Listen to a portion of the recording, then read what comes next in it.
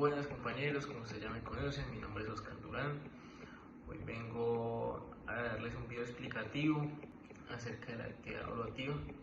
Quiero comenzar hablándoles acerca de un artículo escrito por el profesor Beethoven Herrera de la Universidad Nacional sobre un debate acerca de dos excelentes economistas, Paul Krugman y Jeffrey Sachs, el cual hay un debate entre estos economistas que, a pesar de que ambos tienen un pensamiento progresista, tienen un pensamiento muy diferente acerca de la política fiscal. Krugman argumenta que las políticas de austeridad pueden debilitar la economía y aumentar el desempleo, citando el ejemplo de Franklin Roosevelt durante la Gran Depresión. Por otro lado, Sachs sostiene que la reducción del déficit fiscal puede coexistir con la recuperación económica y que las políticas de austeridad no necesariamente llevan a un aumento del desempleo o a una disminución del crecimiento. Las diferencias entre ambos radican en sus supuestos subyacentes sobre cómo funciona la economía. También Sachs da un ejemplo de cómo hubo una recuperación en la economía estadounidense cuando se hubo un aumento de deuda, esto haciendo que la inversión aumentara. Siguiendo con el tema de deuda, voy a hablarles un poquito acerca de la teoría tradicional y su afectación cuando hay una reducción de impuestos que se financia a través de deuda y cómo esto afecta el ahorro público, el ahorro privado y el ahorro nacional. La teoría tradicional habla de que la deuda pública sostenida por el gobierno causa un déficit presupuestario debido a que la captación de impuestos disminuye, que el ahorro privado no se ve afectado directamente, y algunos argumentan que los consumidores anticipan impuestos a futuros, entonces ahorran para pagar esos impuestos a futuros. Y en términos de ahorro nacional, la reducción de impuestos financiada con deuda no tiene un impacto significativo. Y ahorita que vamos a hablar de la teoría ricardiana o la equivalencia ricardiana, vamos a ver por qué. Según la teoría ricardiana, la deuda pública que sostiene el gobierno a través de impuestos, el ahorro público no se ha afectado significativamente debido a que genera preocupaciones en el largo plazo al ahorro privado, y el ahorro privado, para cubrir este aumento en los impuestos en un futuro, lo que hace es que ese dinero que le sobra a través de los menores impuestos o lo ahorra o lo invierte, generando mayor ganancia nacional. Esto lo que hace es que en conjunto hace que el ahorro nacional siga igual y se mantenga. Esta teoría contrasta con las teorías keynesianas que enfatizan que el papel de la política fiscal en la estimulación de la demanda agregada. Compañeros, ya que tomando un atrevimiento, me gustaría presentarles una carta que redacté al presidente de la Comisión de Presupuestos, basándome en el libro de Economía de Banking y explicando y evaluando la teoría ricardiana de la deuda pública. Estimado presidente de la Comisión de Presupuestos, me gustaría explicarle de manera breve la teoría ricardiana de la deuda pública, teoría propuesta por David Ricardo en el siglo XIX. Sostiene que el endeudamiento público no afecta la demanda agregada. Según esta teoría, cuando un gobierno incrementa su gasto financiado con deuda, los contribuyentes anticipan que mayores impuestos a futuro en los cuales deberán pagar esta deuda, llevándolos a ahorrar más para mantener un nivel de consumo a largo tiempo. Ellos aumentarán este ahorro.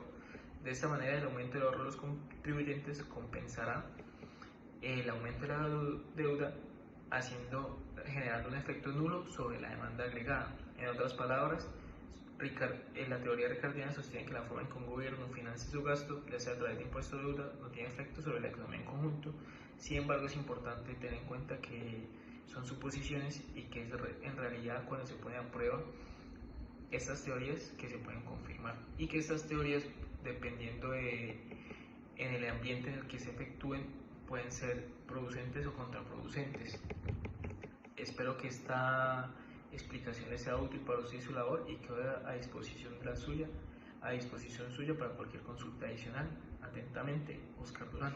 Respecto a con qué teoría me alineo más o creo más, diría que estoy muy de acuerdo con la teoría ricardiana, pero creo que algo a tener muy en cuenta hoy en día, que es que el comportamiento del ser humano es muy difícil de descifrar. Entonces yo considero que debemos tener muy en cuenta de que no todos los individuos aumentarían su ahorro, sino que tal vez ellos optarían por un mayor gasto o una mayor inversión, dependiendo de las expectativas económicas personales y su tolerancia al riesgo. Aunque la teoría ricardiana ofrece una perspectiva valiosa, no puede aplicarse de manera uniforme a todos los individuos de la economía. Entonces hay que tener en cuenta que muchas veces no va a ser un ahorro ni una inversión, sino que puede ser un gasto, lo que puede generar un problema futuro para la economía nacional. Quiero citarles 3 razones por las cuales un déficit presupuestario puede ser una buena política pública económica. Primero, es un estímulo económico. En momentos de recesión o desaceleración económica, un déficit presupuestario puede utilizarse como una herramienta para estimular la demanda agregada. El gasto público adicional, financiado mediante deuda, puede impulsar la inversión, el empleo y el consumo, ayudando a la economía a recuperarse. Este caso lo hablo muy particularmente desde un caso personal. El gobierno Duque quitó el impuesto de IVA del valor agregado al todo el tipo de turismo, lo que es vuelos, hoteles y demás, después de la pandemia, lo que hizo que después de la pandemia todo lo que fue los gremios hoteleros o la economía del sector turístico volviera a potenciarse y a recuperarse, debido a que fueron uno de los gremios más afectados durante la pandemia. Al llegar el nuevo presidente Gustavo Petro, él volvió a implementar este IVA, lo que está llevando a que haya, de cierta manera, en ciertas regiones que no son tan populares para turistas extranjeros, esté generando un gran problema económico en estos sectores.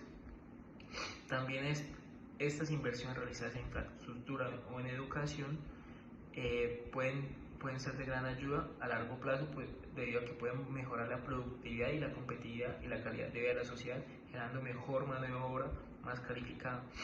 Y como decía, en momentos de crisis o emergencias, a veces es necesario un déficit temporal que se verá justificado para abordar estas emergencias. Es importante que cabe destacar que la gestión responsable de un déficit es crucial. Los gobiernos deben equilibrar las necesidades actuales con la sostenibilidad fiscal a largo plazo para garantizar que los beneficios superen los costos. Y ahora quiero hablarles de la deuda pública y cómo esto puede afectar a los incentivos del gobierno respecto a la creación del dinero. Todos sabemos que a mayor creación del dinero se va a generar una inflación. Entonces, si un gobierno tiene una deuda pública alta, puede verse tentado a imprimir dinero para pagarla, pero sin embargo esto puede llevar a una inflación que genera un aumento generalizado y sostenido a nivel de precios de bienes y servicios. Entonces, si esta inflación llega a desbordarse, lo que haría es mandar la economía pues, a un estado crítico. También muy tener en cuenta que si el gobierno tiene esta deuda en divisas extranjeras, el valor de la moneda nacional sería gravemente afectado, lo que convertiría esta deuda en divisas extranjeras prácticamente impagable. A la vez, esto generaría desconfianza en los inversores, debido a que un alto nivel de deuda pública disminuiría la confianza en los inversores, generando un aumento en las tasas de interés, haciendo que sea más costoso para el gobierno pedir prestado dinero y también pues para la gente del común. Esto lo que haría es que generaría una inestabilidad económica, lo que puede tener un impacto en la economía general.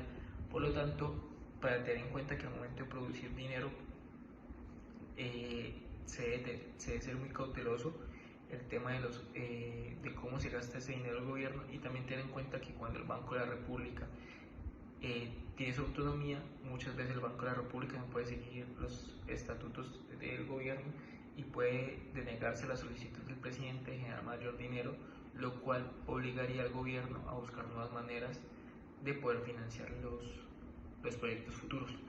Ahora les quiero mostrar cómo fue los diagramas que realicé acerca del PIB respecto al gasto público, del PIB respecto a inversión, del PIB respecto a mano de obra, que en este caso está pues demostrado en población, y van a ver cómo también está el coeficiente de correlación en cada uno de los casos, y con un coeficiente de correlación muy alto. Después de mostrarles todas estas imágenes, quiero que vean, primero les voy a explicar la regresión que hice. Hicimos una regresión en que la variable descriptiva era el PIB, el logaritmo del PIB, y que está determinada por el gasto público, la mano de obra y la inversión. Primero les voy a explicar el grupo de ingresos altos. El alto, como verán, tiene un alto valor de R cuadrado, 0.9845, indica que aproximadamente el 98% de la variable es dependiente del PIB. Se explica porque las variables independientes de población e inversión. El coeficiente positivo de inversión sugiere que normalmente la inversión está asociada con un aumento del PIB para este grupo de ingresos altos. El coeficiente de la población también es positivo, lo que indica que un mayor tamaño de la población o de la mano de obra calificada también está también está demostrado un mayor PIB. En términos económicos, esto respalda la idea de que una mayor inversión y una población más grande contribuyen al crecimiento económico en el largo plazo.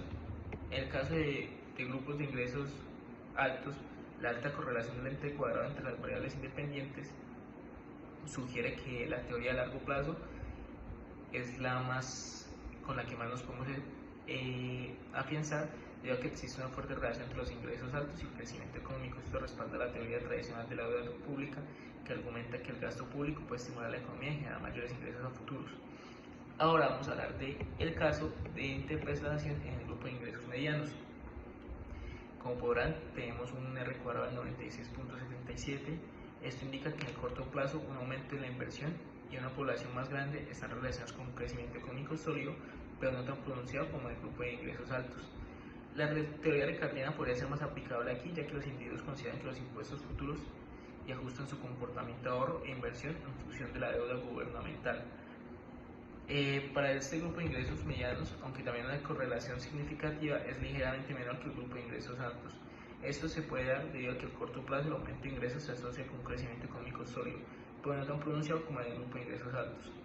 Aquí la teoría ricardiana de la deuda pública podría ser más relevante. Los individuos consideran que los impuestos futuros ajustan su comportamiento de ahorro e inversión en función de la deuda gubernamental. Se podría decir tal vez de que pues en los países tal vez con una economía no tan fuerte, la gente tiene miedo cuando los gobiernos se endeudan a gran medida, debido a que pueden pensar en que no podrían pagar. Entonces la teoría tradicional se alinearía con el largo plazo, mientras que la teoría ricardiana tiene más aplicabilidad en el corto plazo. Y ahora quería explicarles la última regresión, que fue la regresión en conjunto.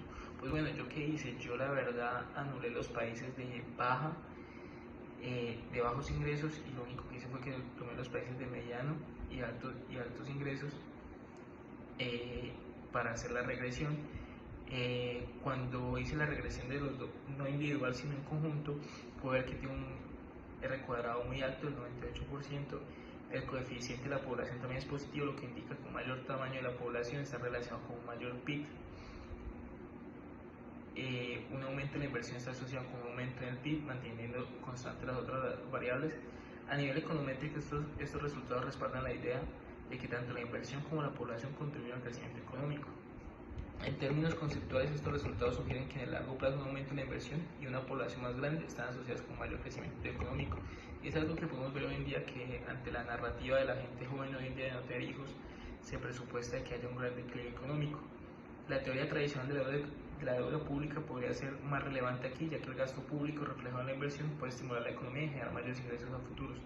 En resumen, estos resultados indican que a largo plazo tanto la inversión como la población son factores importantes para el crecimiento económico. Sin embargo, se debe tener en cuenta que estos hallazgos se basan en un modelo específico y deben considerarse junto con otras evidencias y teorías económicas, y pues que cada una de estas teorías puede aplicarse dependiendo de la situación de cada país, no generalmente porque ambos países sean de alta o de medios ingresos, no quiere decir que aplique para ambos. Muchas gracias por escucharme y que pasen un excelente día.